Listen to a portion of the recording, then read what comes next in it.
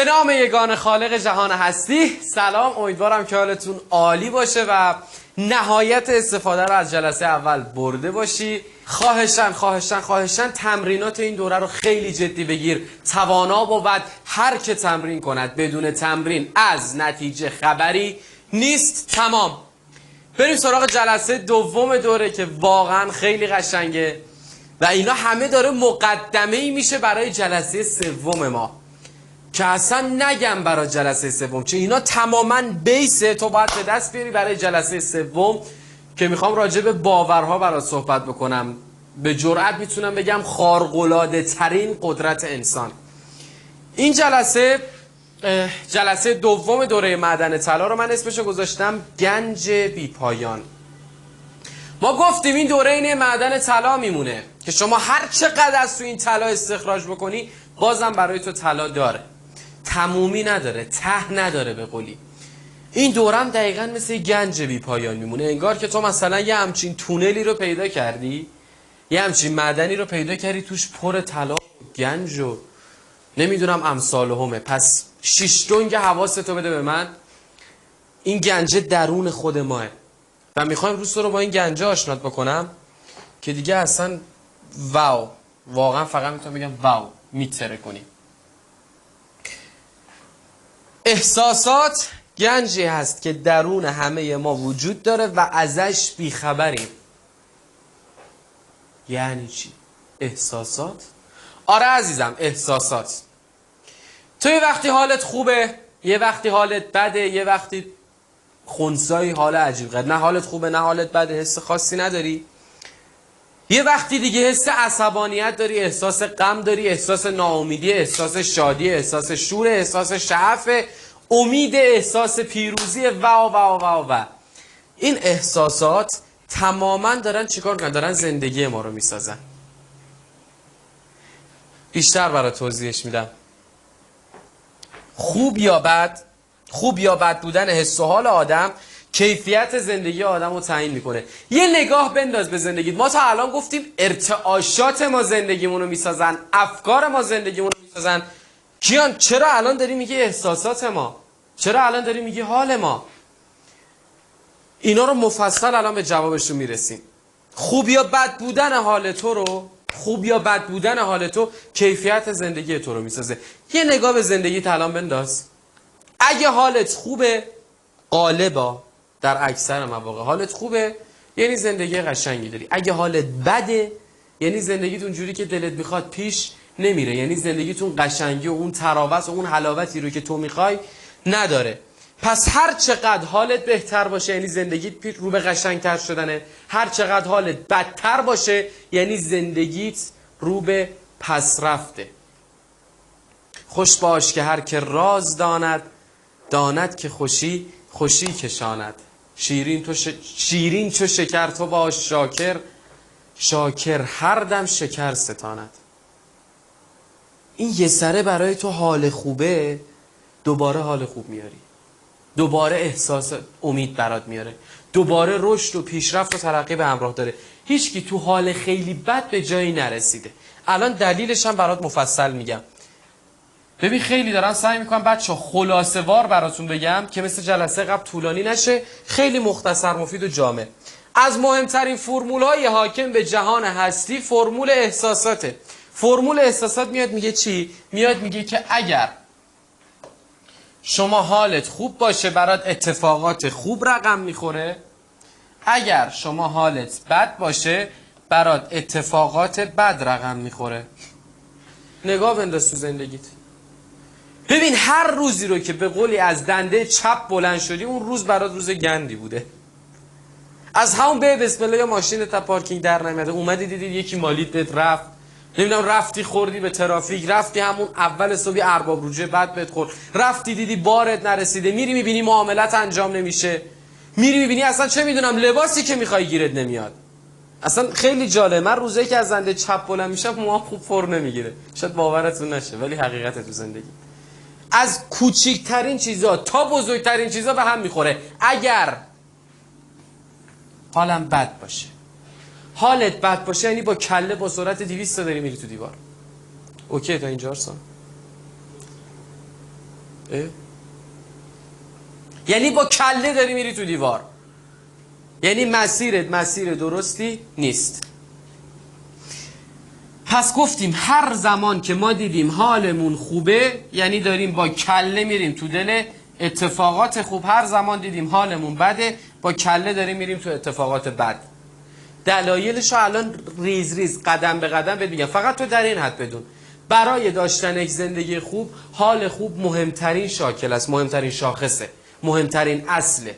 شما باید حالت خوب باشه بعد به زندگی که حالا دیگه به قولی دوست داری برسی. من اینو یه کوچولو اگر کوچیک‌تر بشه، حالا الان قطع به یقینی سوال برات پیش میاد، آقای زرین من الان اجاره خونم عقب افتاده، من قسط دانشگاه دخترمه، قسط ماشین پسرمه، نمیدونم قسط خودمه، از اون طرف باید اینقدر پول بدم به خانومم آخر ماه عروسیه، من وسط این همه گیر و گرفتاری چجوری باید به حال خوب برسم؟ چجوری؟ هنگام تنگ دستی در عیش کوش و مستی، کین کیمیای هستی قارون کند گدارا. وقتی حالت بده، وقتی دستنگی، وقتی مشکل داری، وقتی تو دل چالش داری باش دست و پنجه نرم میکنی، تو اینجا اگر حالت خوب بشه نمیگه حالا به یه درآمدی هم میرسی، به قول یکی از اساتید اینو خیلی قشنگ میگفت، نمیگه حالا به یه درآمدی میرسی 2000 دستتو میگیره، میگه تو اگر این کارو کنی قارون میشی. ببین قارون دیگه مثال گنجش زبان زد خاصه عامه، انقدر طرفدارا بوده، یه چی تو مایه های 2-3 برابر بیل گیتس امروزی بوده ظاهرا. میگه اگر تو وقتی نداری، وقتی حالت بده، وقتی که یه سری عوامل بیرونی مثل همون درآمد، مثل رابطه خراب، مثل لول اجتماعی خراب، مثل نداشتن شغل مناسب، نمیدونم راضی نبودن از زندگی، وقتی با اینا داری دست و پنجه نرم میکنی، اگر بتونی شما این وسط به چیزی به نام حال خوب برسی، توی زندگیت معجزه میشه. چجوری باید حالمو خوب بکنم کیان؟ میگم راجع به همه اینا برات صحبت میکنم، ولی کن اینو بدون وسط این همه مشکل تو تمام توجه تو باید ببری سمت اون چیزی که میخوای. حالا الان براتون اینا رو توضیح میدم، خیلی دارم سعی میکنم بچه‌ها خلاصه وار بگم که قشنگ براتون جا بیفته. ببین احساسات ما رو افکارمون فقط تعیین میکنه، یعنی اگر الان میبینی احساست بده هیچ ربطی به شرایطت نداره. مگه میشه کیان؟ آره عزیزم میشه. بذار من الان برات اینو قشنگ توضیح میدم تا خیلی خیلی خیلی خیلی عالی برات این دیگه به قولی جا بیفته. ببین شما امروز مثلا فکرت روی این تنظیم شده، روی بی پولی، روی اینکه پول نداری، روی اینکه کار نیست، روی اینکه بازار خرابه. ببین اینا، این که من دارم میگم پول نیست، کار نیست، بازار خرابه، الان به بزرگترین مشکلت فکر کن، به اینکه پدر یا مادر عزیز تو از دست دادی قبلا فکر کن، اگرم در قید حیات خدا سایه‌شون رو بالا سرت نگه داره. به یه چیزی که حالتو بد میکنه فکر کن. ببین تا میبینی فکر میکنی به اون چیزی که حالتو بد میکنه، سریع حالت بد میشه، سریعا حالت بد میشه.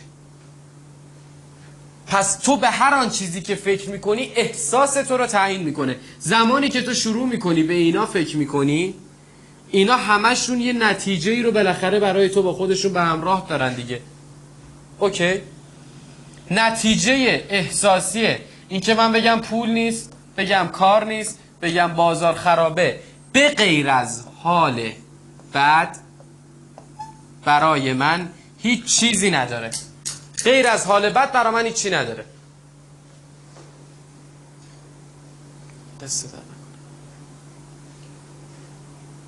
زمانی که فکرت میره سمت ناخواستات سریعا حالت بد میشه. حالا الان فقط الان به صدای من گوش کن، چشماتو ببند،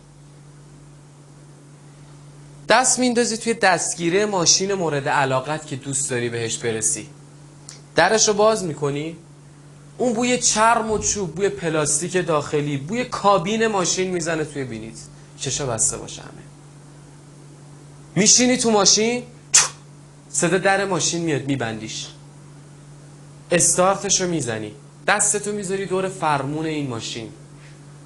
ببین الان قشنگ داری احساسش میکنی. یه مثال ملموستر، دیدی تو این بازارایی که تو مثلا کوه و خودم دهنم افتاد، توی کوه و نمیدونم میدون تجریش تهران و اینور اونور هست میری، یا مثلا کوهسنگی مشهد میری میبینی که ظرفای آلوچه گذاشتن، بعد این آلوچه ها رو فکر کن اینجوری با این ملاقه میزنن توش میارن بالا، یا اون لباشک هایی که آب آلوچه و اینا روشون داره، ترشا، ببین میندازی گوشه لپت اصلا لپت جمع میشه. ببین الان بزاق دهنتو ترشح میشه. این دقیقاً چیه؟ این همون فرایند احساسه. این میخواد بگه مغز فرق بین واقعیت و خیال و تجسم رو نمیفهمه. تو اگر بتونی قبل از اینکه به یه چیزی برسی احساسش بکنی، یعنی اون برای توه. چجوری میتونی احساسش کنی؟ فکر درست نسبت بهش و احساس خوب ازش گرفتن. اگر تو میای شروع میکنی به خواستت فکر میکنی، اینو من براتون بچه بگم. پس گفتیم چیه؟ گفتیم که زمانی که تو بتونی قبل از رسیدن به چیزی احساسش بکنی بهش میرسی. چجوری؟ با فکر کردن بهش. شما الان فکر میکنی که صاحب یک BMW شدی، مثلا صاحب ماشین دلخواهت، خب یا حالا هر چیزی. این میتونه یک رابطه خیلی قشنگ، یک شغل خیلی خوب، یک جایگاهی در بین دوستانت، هر چیزی میتونه باشه. من مثال ماشین رو میزنم. تو فکر میکنی الان صاحب ماشین دلخواهت شدی، اوکی؟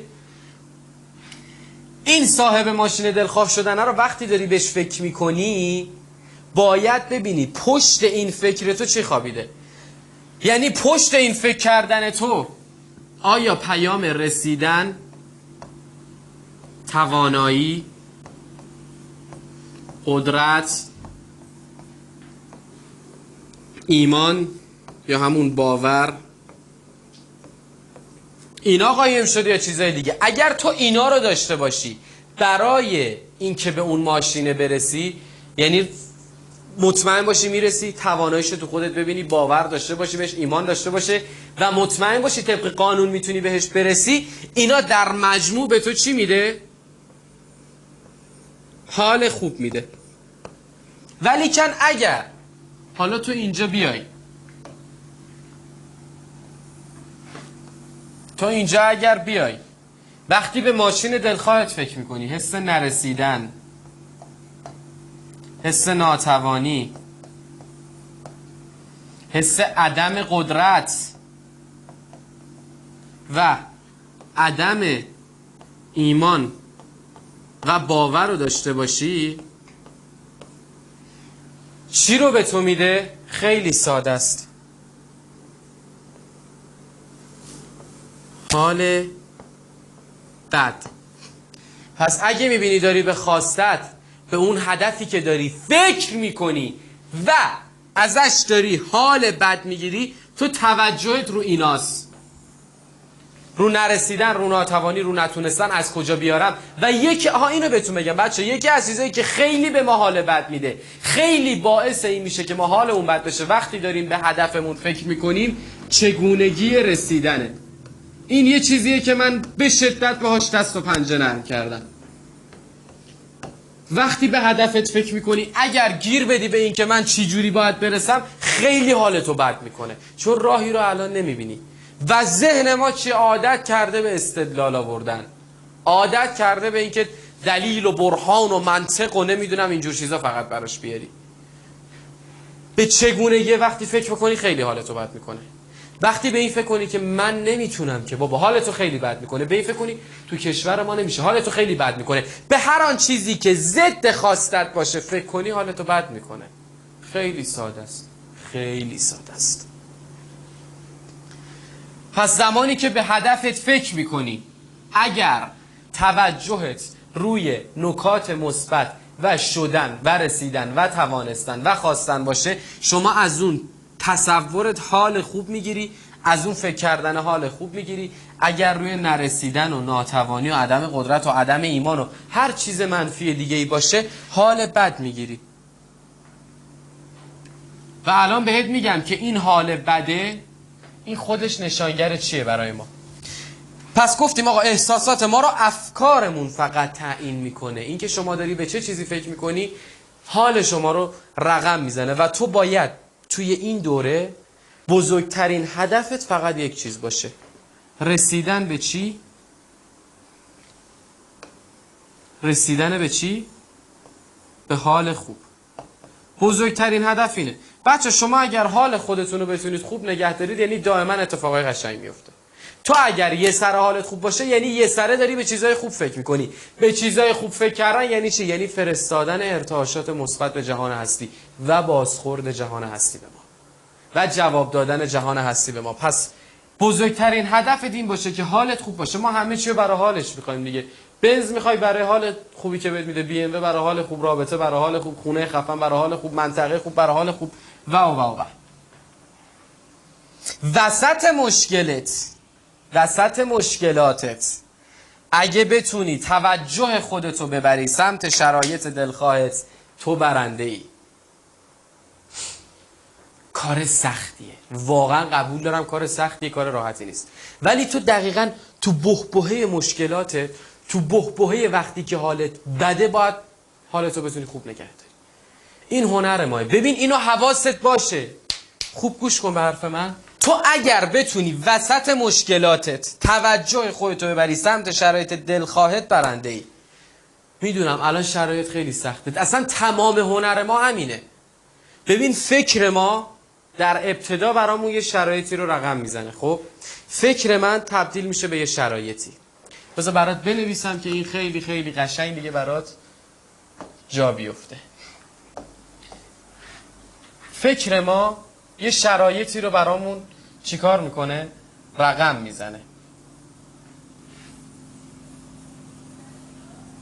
طبق چیزایی که با هم صحبتشو کردیم.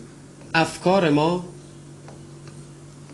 تبدیل میشه به چی؟ تبدیل میشه به نتایج و شرایط زندگی. این افکاری که الان تبدیل شده به نتایج زندگی ما یه روز یه فکری بوده دیگه. این به ما چی رو میده؟ یه احساسی رو میده دیگه. البته احساس قبل از اینه، من دارم اینجوری میگم که قشنگ برات جا بیفته. اگر نه در غیر اون صورت، حالا خیلی الان میخوان از من آتو بگیرن از دوستان دیگه، افکار اول برای ما احساس رو رقم میزنه، من اینو میدونم. ولی کن این افکار ما تبدیل میشه به چی؟ اول تبدیل میشه به یک احساسی. این احساسه بعد تبدیل میشه به چی؟ تبدیل میشه به یک نتیجه. خب فکر من اول در حد یه فکره، بعد یه حالی رو به من میده، بعد از اون حال من به یک نتیجه میرسم. اگر بعد از این نتیجه من دوباره افکارم همون افکار اولیه باشه، دوباره یه احساس، دوباره یه نتیجه، یعنی اینجا من درگیر چی میشم؟ یک چرخه. تو باید بیای جلوی این چرخه رو بگیری. چیکار باید بکنم کیان؟ وقتی توی فکری رو داشتی تا امروز، اشکال نداره، تبدیل شد برات به یه احساس، تبدیل شد به یک نتیجه، تو اینجا دیگه باید به صورت خودآگاه بیای چیکار بکنی بعد از این نتیجه منفیه؟ تلاشت رو این باشه که حالت خوب بشه. چی جوری؟ با فکر مثبت جدید. آقا اگر تو بخوای به همون فرمون ادامه بدی، با همون فکرای منفی پیش بری، دوباره یه نتیجه منفی رو در نهایت به دست بری. ولی اگر به یک فکر مثبت جدیدی تو برسی، یه شرایط جدیدی رو ببینی، یه شرایط جدیدی رو توی ذهن خودت خلق بکنی، در نهایت تو به یک احساس جدید میرسی و احساس جدید نتیجه جدید. و بچه ها اینو حواستون باشه، این پروسه، این چرخشه. ببینید من اینجوری هم باز براتون می نویسم که قشنگ جا بیفته براتون.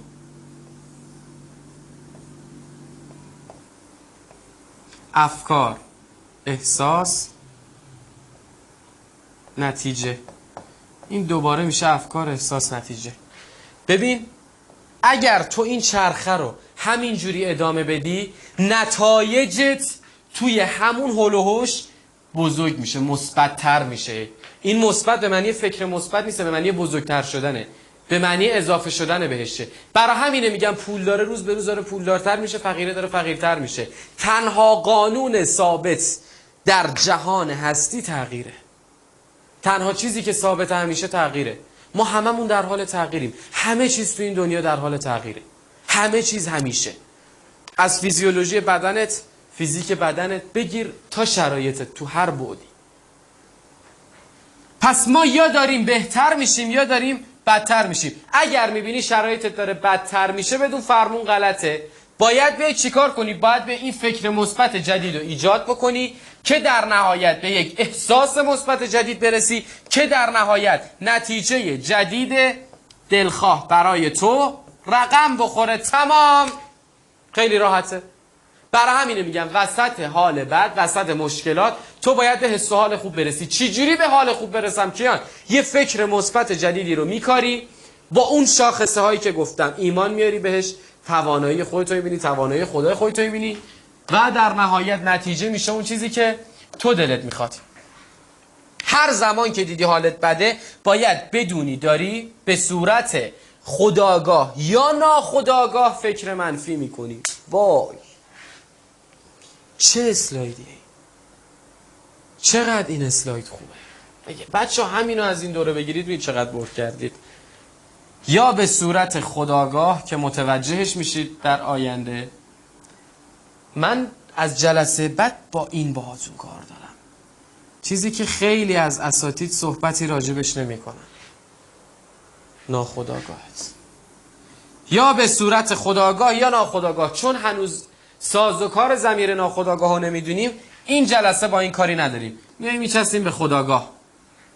وقتی حالت بده یه نگاه سریع به افکارت باید بندازی. دارم به چی فکر میکنم؟ یعنی ببین تو حالت بد شد باید بدونی احساستو داره بد میکنه.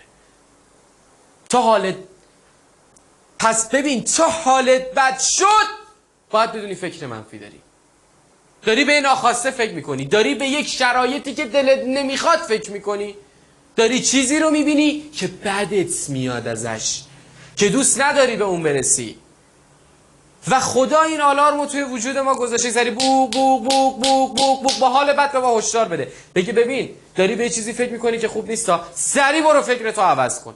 پس هر زمان که دیدی حالت داره بد میشه یا به صورت خودآگاه یا ناخودآگاه داری فکر منفی میکنی و سریعا باید فکر خودت رو ببری سمت چیزایی که دوستشون داری، سمت چیزایی که ازشون میتونی حال خوب بگیری، سمت اون هدفهایی که دوست داری بهشون برسی و اون فکر رسیدنه، تواناییشو داشتنه، باور داشتنه و اینا رو داشته باشی.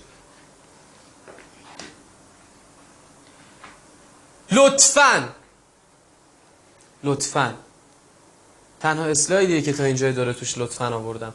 لطفاً از همین لحظه جوری فکر کن که انگار به خواسته خودت رسیدی. ادا در بیار، تلقین کن به خودت. ببین تلقین انقدر قدرت داره که ما به میت تلقین میخونیم. اسمع افهم کتابک. ببین چقدر قدرتمنده. وقتی رو مرده اثر میذاره رو آدم زنده اثر نمیذاره. ادا در بیاری تاثیر نداره. زمانی که حضرت موسی میره با عصا میزنه نیل رو میشکافه و رد میشه از وسط نیل و لشکریان اون دشمن غرق میشن، یه دونه دلقک از دربار فرعون زنده میمونه. حضرت موسی میگه خدایا این دلقکه الان برای چی زنده موند؟ رو چه حساب این دلقکه زنده است؟ همشون غرق شدن. از جاروکش دربار هم حتی غرق شد تون دریا. این رو چه حساب زنده است؟ خدا میگه موسی این دلقکه توی دربار فرعون ادای تو رو در می آورد، بهش میخندیدن. خیلی اینو جدی بگیر، خیلی جدی بگیر اینو. یعنی من به جرئت میتونم بگم بیشترین تمرینی که خیلی توش مهارت دارم همینه و بیشتر از همه انجامش میدم. من یه جورایی بچه‌ها یه سره کلن به صورت ناخودآگاه به صورت فکری رفتم خودم رو گذاشتم توی شرایط رسیدن. یعنی خودم رو یه سره دارم جوری میبینم که به اون هدفی که میخوام رسیدم. الان هدفم اینه که به زودی کاری بکنم توی حوزه املاک بیشتر از 500 نفر در ماه بتونن درآمد بالای ماهی 100 میلیون تومان رو تجربه کنن. الان خودم رو دارم جوری میبینم که آره کیان تو الان این کارا رو انجام دادی. تو الان داری یه کاری میکنی 500 نفر دارن نفری 100 میلیون تومان میبرن سر سفرهشون. دارم این مدلی با خودم رفتار میکنم. اصلا لازم نیست دادار دودور بکنی یا نه، همینجوری داری قدم میزنی برای خودت. داری فکر میکنی خودتو رئیس اون شرکتی بدون که دوست داری در آینده بشی. BMW میبینی از بغلش یه جوری رد شو انگار که تو صاحبشی. جدی باشه تو اینا رو شوخی نگیری یا خنده نگیری اینا رو ها. جهان هستی ازت جدیت نبینه تو هیچ تو پست میزنه. آقای علاءالدین حاج رضا علاءالدین مالک این پاساژ علاءالدین بزرگ تهران، بزرگترین بازار گوشی و موبایل کشور دیگه، ایشون تعریف میکرد میگفت من قبلا توی اتاق زیر پله میخوابیدم. خیلی جالب بود برام این. میگفت عکس 2 تا برج زده بودم، به این برجا نگاه میکردم و جوری میخوابیدم، شب میخوابیدم میگفتم من مالک این برجام، من مالک این ساختمونم. الان گرونترین ساختمون تهران برای ایشونه، تو بهترین نقطه تهران، تو تجاری ترین نقطه تهران. قلب بازار موبایل ایران الان برای این آدمه. ایلان ماسک چی میگه؟ میگه دیدم این روزیو که تسلا صنعت خودروسازیش به یه همچین جایی میرسه.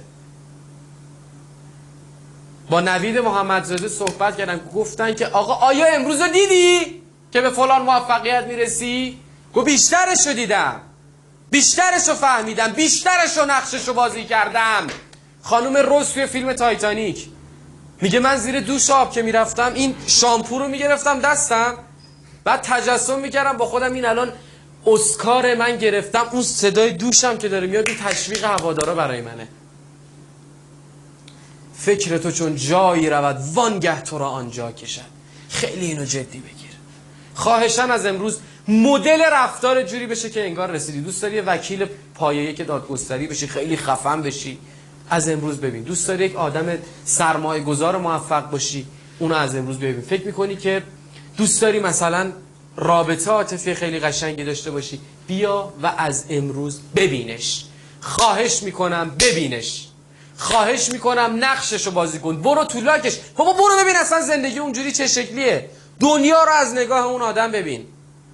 تو تا حالا دنیا رو از نگاه یه آدمی که درآمدش ماهی 500 600 میلیون تومانه نگاه کردی؟ دیدگاهش نسبت به مسائل رو دیدی؟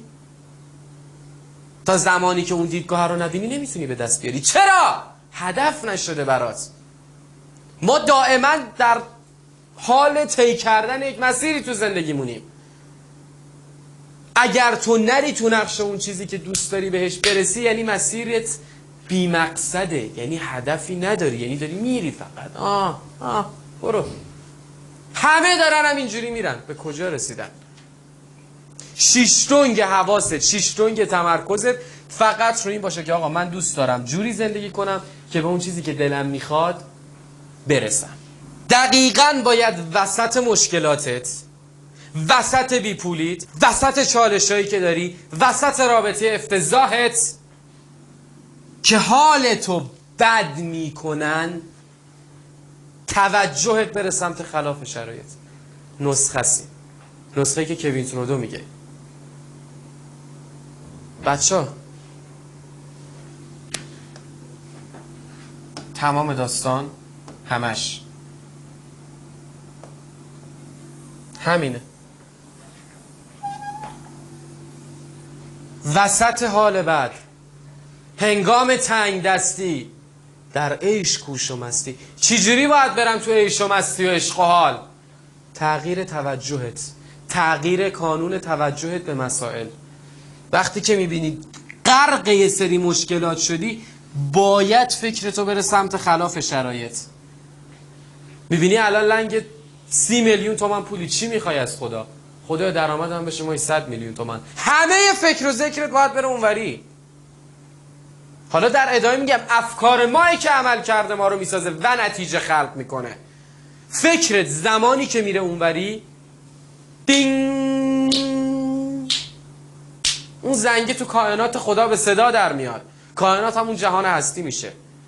وقتی توجه تو میره اونوری، اون موقع اون جنود و سماوات و الارض که خدا میگه هر چیزی که تو آسمون و زمین من سرباز توی آدمیزاد قبول دادم، اون سربازا اون موقع همه دست به کار میشن تا تو به اون 100 میلیون تومنه برسی.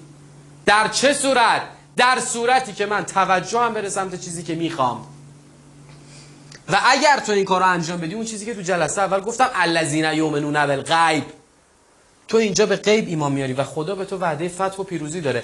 اول آیه اومده گفته الف لام میم، رمز. اصلا نمیدونم از کجا، نمیدونم چه جوری قراره برسم، ولی گفته میشه در چه صورت؟ در صورتی که تو توجهت فقط بره سمت خواستت. تو کی باید به غیب خدا ایمان بیاری؟ وقتی که نمیدونی از کجا قراره بهت برسه، وقتی که نمیدونی وسط این منجلاب از کجا قراره نجات پیدا بکنی. بچه ها به خدا یه سری از دوستان میان به من یه چیزایی میگن از نتایجشون، اصلا آدم میمونه.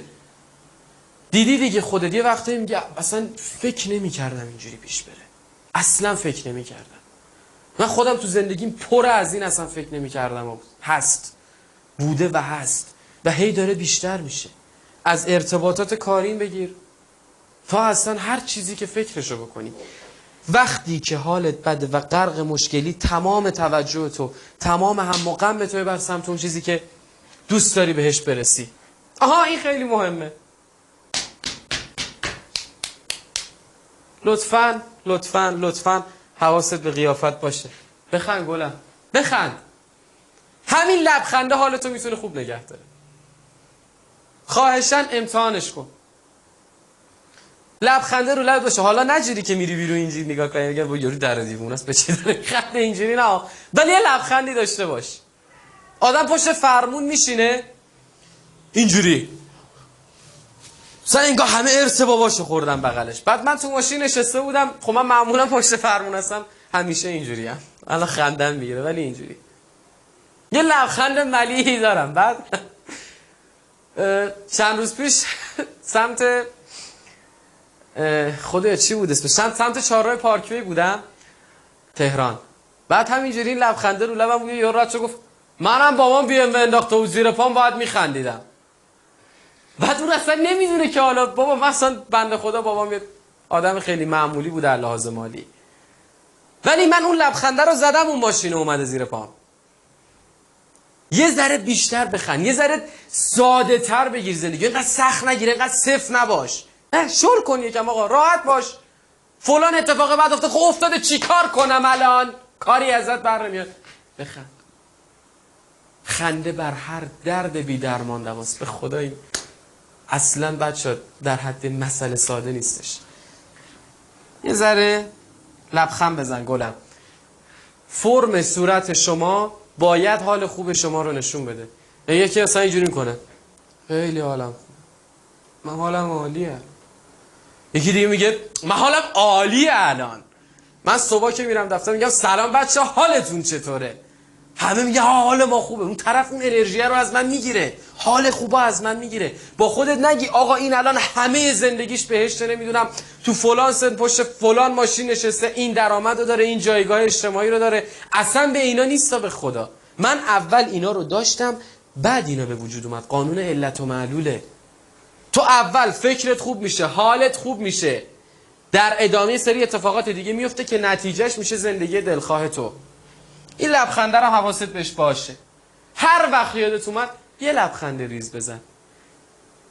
نمیگم خیلی، 3 روز انجام بده، نتیجهشو ببین و به من بیا نتیجهشو بگو. رسیدیم به تمرین جلسه دوم. خیلی تمرین مهمیه. نوشتن 5 ویژگی مثبت راجع به چیزایی که اطرافت هستن و ازشون خوشت نمیاد. مادر شوهرتو دوستش نداری؟ بشین توی وجود مادر شوهرت 5 تا ویژگی مثبت گیر بیار. این تمرین رو حداقل برای 3 نفر انجام بدید. برای 3 تا مورد یعنی انجام بدید. برای 3 تا مورد باید اینا رو حتما چیکار کنید بچه‌ها؟ بنویسید. نیایی بگی فکر میکنم بهشون. نه فقط باید بنویسی. حالا در ادامه براتون راجع به تاثیرات نوشتن، تاثیرات عجیب غریب نوشتن مفصلا صحبت میکنم. پس میای توی 3 تا موردی که دوستشون نداری 5 تا نکته مثبت گیر میاری و مینویسی. این شد تمرین. شرایط مالی تو دوست نداری؟ اوکی. 5 تا مورد از دل این خوب گیر بیار بنویس. رفتار شوهرتو دوست نداری، 5 تا مورد خوبو گیر بیار بنویس. شغلتو دوست نداری، 5 تا مورد خوبو راجبش گیر بیار بنویس. ببین منم این تمرینا رو انجام میدم. فکر نکنی بگی این یارو حالش سر خوبه ها، این کیان زرین دیگه بیغمه، نمیدونم حالش همیشه خدا عالیه. نه به قرآن، منم یه وقتایی حالم بد میشه. حالا تو پیج من میام میگم، من ادا در آوردن بلد نیستم، میام میگم هر چیزی که هست. فکر نکنی من دائم همیشه های و پر انرژی و سرزنده شدم. نه، منم حالم بد میشه یه روزایی. با اون حال بدت هم نجنگ، تمرین داره. ریز ریز باید خوبش بکنین حالا رو. این شد تمرین اول. یه تمرین دیگه الان میخوام اضافه بکنم، خیلی حالتون رو خوب میکنه. یه دونه از این صلوات شماره دیجیتال میری میخری، از اینایی که میندازن تو انگشت دونه دونه روش میزنن. این تمرین رو من به همه همیشه میگم، خیلی تمرین خوبیه.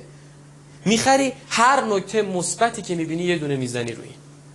خدایا شکرت که خودکارم مینویسه، یه دونه میزنی. خدایا شکرت بابت سقف بالا سرم، یه دونه میزنی. خدایا شکرت بابت کفش تو پام، یه دونه میزنی. خدایا شکرت بابت اینکه هوا خوبه، یه دونه میزنی. خدایا شکرت که تاکسی گیرم اومد، یه دونه میزنی. خدایا شکرت که به موقع رسیدم سر کارم، یه دونه میزنی. هر کدوم از این چیزای خیلی ریز اگر توی زندگی تو نباشن، زندگیت از هم دیگه میپاشه، حال تو رو بد میکنه.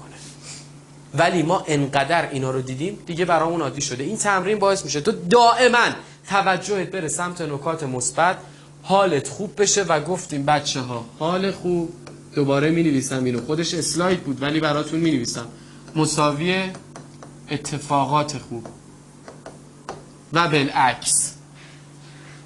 امیدوارم این جلسه هم کامل برات جا افتاده باشه. تمرین تو که انجام دادی، 3 تا چیزی رو که دوست نداری پیدا میکنی، 5 تا مورد مثبت راجبش مینویسی. ببین مینویسی، نیایی بپرسی فکر کنم نه من ازت فکر نمیخوام. بنویس، انجام بده. توانا بود هر که تمرین کند. وقتی نوشتی تمرین تو برای من میفرستی، بعد جلسه سوم که کولاک میکنه از جلسه بعد در اختیارت قرار میگیره. بازم تاکید میکنم، فکر نکن قراره یه عالم بگذره بعد نتیجه بگیری یا نه. از همین الان که شروع میکنی تمریناتو انجام میدی، نتایج خودشون نشون میدن. خیلی دوستتون دارم، خیلی زیاد. در پناه ایزد منان یا حق.